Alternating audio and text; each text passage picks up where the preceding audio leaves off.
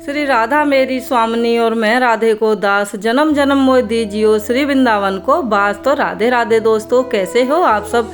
उम्मीद करती हूँ ठाकुर जी की कृपा से आप सभी परम मंगल में होंगे। तो दोस्तों, आज की इस वीडियो में हम बात करेंगे ठाकुर जी के भोग के बारे में। तो वैसे तो देखिए, सभी लोग ठाकुर जी को इतना ज़्यादा प्रेम करते हैं, इतनी ज़्यादा उनकी सेवा करते हैं, और करें भी क्यों नहीं, क्योंकि हमारे जो ठाकुर जी हैं वो हैं बाल स्वरूप में।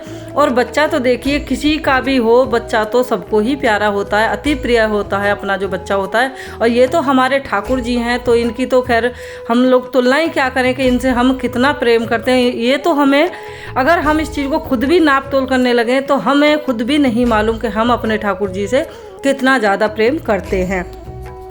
तो दोस्तों, सबसे पहले बात करेंगे ठाकुर जी के भोग के बारे में कि भोग हमें किस तरीके से बनाना चाहिए। तो आज की इस वीडियो में मैं बात कर रही हूँ भोग बनाने के बारे में, तो इसका क्या नियम कानून होना चाहिए।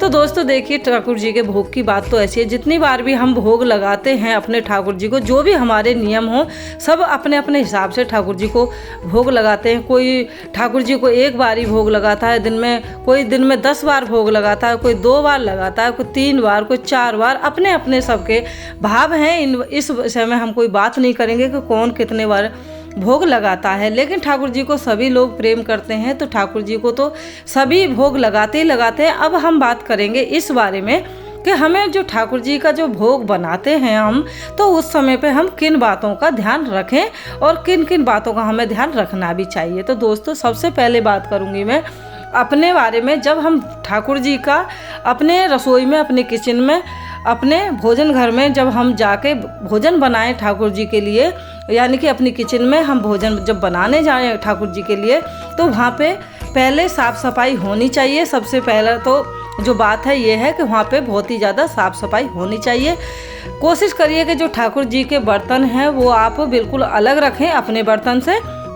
अगर ऐसा नहीं भी कर पाते हैं, नॉर्मली जो भोग आप बनाते हैं अपने लिए, उसी में से आप भोग निकालते हैं ठाकुर जी के लिए, तो आपको ध्यान रखना है कि आपको बिल्कुल लहसुन प्याज छोड़ना होगा।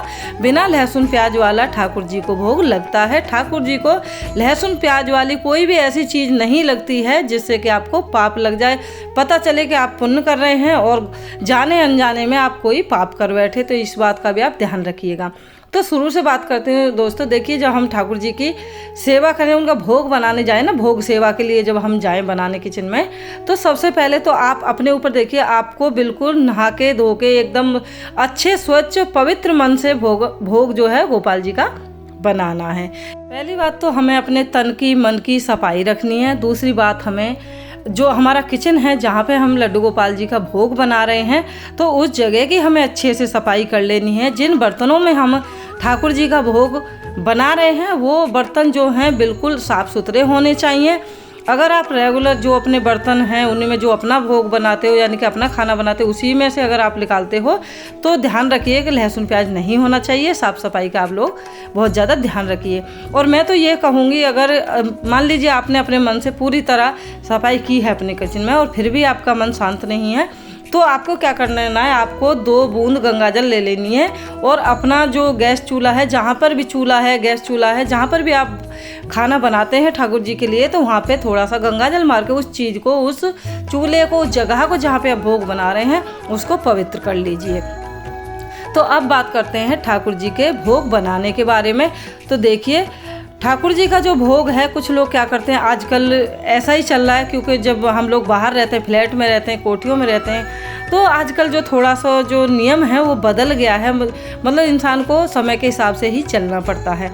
कुछ लोग क्या करते हैं, जूते चप्पल पहन के ही ठाकुर जी का भोग, यानी कि जो अपना भोग बनाते हैं वो बिना लहसुन प्याज वाला, तो बिना चप्पल जूते पहन के ही बनाते हैं, उसी में से ठाकुर जी को भोग निकाल देते हैं। तो ये हो गया कि आपने जो जूते चप्पल पहन के भोग बनाया था उसी में से आपने ठाकुर जी के लिए, तो ऐसा आपको नहीं करना है। उसमें से नहीं, अगर उसमें से ही आपको निकालना है तो आपको जूते चप्पल पहनकर भोग बिल्कुल भी नहीं बनाना है आपको। हाँ, अगर जूते चप्पल पहन के भोग बनाने की आदत हो गई है तो आपको क्या करना है, बिना जूते चप्पल के आप नहीं रह सकते।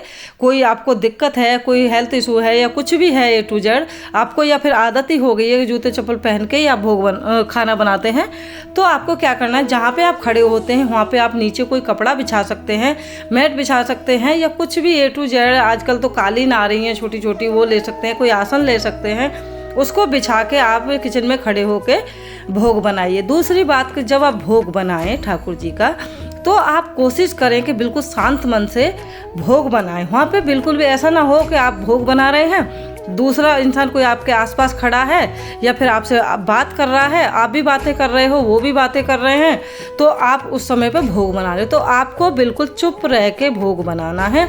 बिल्कुल भी जो अपनी जिवा है उसका इस्तेमाल नहीं करना है, यानी कि अपनी जो जबान है हिलानी नहीं है।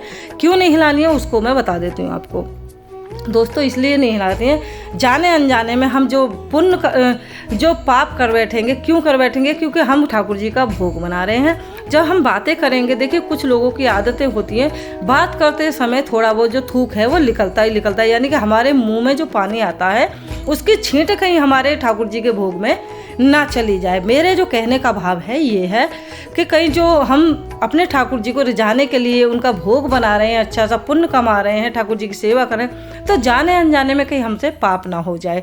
तो इसलिए मेरा जो मानना ये है कि अच्छा है कि शांत मन से बिल्कुल चुप रह के अपनी जीवा को ना हिला के आप भोग बनाइए। आप जैसे ही भोग बना लें, ठाकुर जी का भोग लगा दें, उसके बाद ढेर सारी बातें करिए जिससे भी आपको करनी है या जो भी आपको बात करनी है। तो बस यही ध्यान रखना है, जूते चप्पल पहन के भोग नहीं बनाना है ठाकुर जी का, और ठाकुर जी का भोग बनाते समय किसी से बातें नहीं करनी है, क्योंकि समय ही कितना लगता है ठाकुर जी का भोग बनाने में। तो उसके बाद भी आप भोग बनाने के बाद भी आप बातें कर सकते हैं। तो दोस्तों यही छोटी छोटी कुछ बातें होती हैं जिनका हमें ध्यान रखना होता है। और जब आप ठाकुर जी को भोग लगाएं तो उस समय पे भी आप ठाकुर जी के सामने भी कोई ऐसी बातचीत ना करें जिससे कि आपकी जो जीभ चले और जीभ का जो पानी है कहीं आगे ना चला जाए, कहीं हमारे ठाकुर जी का जो भोग है वो अशुद्ध ना हो जाए। तो जब आप भोग बना लें और ठाकुर जी को भोग लगा दें तो उसके बाद ठाकुर जी से क्षमा याचना जरूर करें, क्षमा याचना जरूर मांगें। ठाकुर जी मैंने आपके लिए भोग बनाया है, जाने अनजाने में अगर मेरे से कोई गलती हो गई है, मेरी जीभ चल गई है, जाने अनजाने में कुछ हुआ है, तो उसको आप क्षमा करें। और ये भोग जो मैंने बनाया है आपके लिए बहुत ही प्रेम से भाव से इसे आप ग्रहण करें, स्वीकार करें। दोस्तों अब हमने भोग तो लगा दिया, तो ठाकुर जी का जो आप भोग जब बनाते हैं ना, कुछ भक्तों की कई आदत होती है, कई भक्तों को मैंने देखा है उनकी आदत होती है जो ठाकुर जी का भोग बना लेते हैं, तो वो ठाकुर जी को भोग लगाने से पहले खुद थोड़ा सा ज़रूर चेक करते हैं, नमक मिर्ची उसमें चेक करते हैं कि ठाकुर जी का भोग सही बना है कि नहीं है। ये उनके भाव हैं, मैं ये नहीं कहूँगी कि भाई ये कुछ वो गलती करें, ये उनके भाव हैं। लेकिन दोस्तों इसमें भी कहीं ना कहीं आप लोग गलती कर बैठते हो, क्योंकि ठाकुर जी का जब हम भोग बनाते हैं तो वो अपने आप में इतना खास बनता है, कोई किसी भी चीज़ की उसमें कमी रह ही नहीं सकती। और आपके मन में अगर कोई दुविधा रहती भी है कि ठीक बना है नहीं बना, तो जब ठाकुर जी भोग लगा लें तो उसके बाद आप ठाकुर जी से पूछ सकते हैं कि ठाकुर जी आज का जो भोग है वो आपको कैसा लगा। तो ठाकुर जी किसी न किसी बहाने से, किसी न किसी इशारे से आपको ज़रूर बताएंगे कि आपका जो भोग है उनको कैसा लगा है। दोस्तों अब बात करेंगे ठाकुर जी के भोग के उठाने के बारे में कि हमें जो ठाकुर जी का भोग है जो वो ग्रहण कर लेंगे उसके बाद हमें किस तरीके से उठाना चाहिए। क्योंकि मैंने कई बार देखा है कुछ लोग क्या करते हैं कि जैसे ही ठाकुर जी भोग लगाएंगे तो थोड़ी देर बाद में वहाँ से ऐसे ही ठाकुर जी से बिना पूछे ही उठा लेंगे। ऐसा आपको बिल्कुल नहीं करना है दोस्तों। ठाकुर जी से आप विनती करेंगे, ठाकुर जी आपने अगर भोग पा लिया हो, भोग लगा लिया हो, तो क्या हम आपके इस भोग को उठा सकते हैं, इसको ग्रहण कर सकते हैं। तो इस तरीके से क्षमा याचना मांग के आप ठाकुर जी के सामने से भोग की थाली उठा सकते हैं। उम्मीद करती हूँ दोस्तों आज की ये वीडियो छोटी छोटी जानकारी की आप लोगों को ज़रूर पसंद आई होगी। पसंद आई है तो वीडियो को करिए लाइक, चैनल को कर लीजिए सब्सक्राइब, और जितना हो सके इस वीडियो को शेयर कर दीजिए उन सभी भक्तों के पास जो ठाकुर जी की सेवा करते हैं। तो मिलते हैं दोस्तों ठाकुर जी की ऐसी ही किसी यूजफुल वीडियो के साथ। तब तक के लिए राधे राधे। और हाँ, कमेंट में राधे राधे लिखना बिल्कुल मत भूलिएगा। और ये वीडियो आपको पसंद आई है तो कमेंट में मुझे ज़रूर बताइएगा।